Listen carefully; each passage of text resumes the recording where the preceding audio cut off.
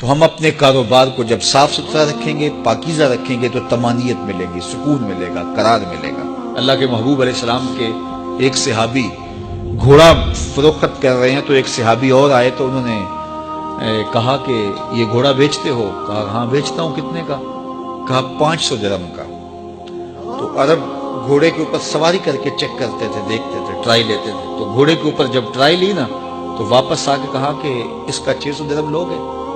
اس نے کہا میں تو 500 میں بیچنے آیا ہوں، تو تم 600 دیتے ہو تو بسم اللہ۔ تو پھر وہ کہنے لگے اچھا 700 لوگے؟ انہوں نے کہا کہ مجھے اور کیا چاہیے؟ تو کہا نہیں یہ گھوڑا تمہارا تو 800 کا ہے۔ وہ کہنے لگے ہاں میرا گھوڑا 800 کا ہے۔ تو کہا پھر 500 کا کیوں بیچ رہے ہو؟ کہا میری مجبوری تھی، میں نے بیٹی کی شادی کرنی تھی اور میں مجبوری سے 800 کا گھوڑا 500 میں بیچ رہا ہوں۔ انہوں نے کہا میرے صاحب، میرے بھائی، میں تو 800 میں لوں گا، جب ہے 800 کا ہے تو میں 500 کا کیوں لوں؟ انہوں نے کہا بسم اللہ۔ انہوں نے 800 روپے پیش کی اور گھوڑا لے لیا۔ تو کہا کہ میری تو مجبوری تھی کہ میں نے بیٹی کی شادی کرنی تھی اور میں اس لیے گھوڑا 300 سستا بیچ رہا تھا، اور تم نے 800 کا لیا جب تمہیں 500 کا مل رہا تھا۔ کہا میری بھی مجبوری تھی۔ کہا تمہاری کیا مجبوری تھی؟ کہا میرے رسول کا فرمان میری مجبوری تھی۔ کہا کیا رسول اللہ کا فرمان ہے؟ کہا ہمارے رسول نے ہمیں سودا خریدنے کا حکم دیا ہے، کسی کی مجبوری خریدنے کا حکم نہیں دیا۔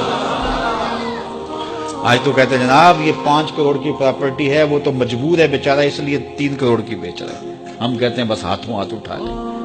یار اگر کوئی بندہ اپنا گھر بیچ رہا ہے اس لیے کہ وہ مجبور ہے اور وہ 1 کروڑ روپے کا ہے، تو ہم اس کو 50 کا کیوں خرید رہے ہیں؟ جب ہے 1 کروڑ کا، 1 کروڑ کا خریدے۔ اور جو ساری زندگی لوگوں کی مجبوریاں خریدتے ہیں، فلاں پراپرٹی فلاں کی مجبوری سے خریدی، فلاں پراپرٹی فلاں کی مجبوری سے خریدی۔ کچھ لوگ اس طاق میں رہتے ہیں کوئی مجبور ہو تو اس سے خریدے۔ اللہ اکبر، پھر ایک وقت آتا ہے کہ یہ مجبور ہوتا ہے اور اس کی پراپرٹی کوڑیوں کے بل بک رہی ہوتی ہے۔ ہم نے اپنی آنکھوں سے ایسے مناظر دیکھے ہیں۔ تو کسی کی مجبوری نہ خریدیں، سودا خریدیں۔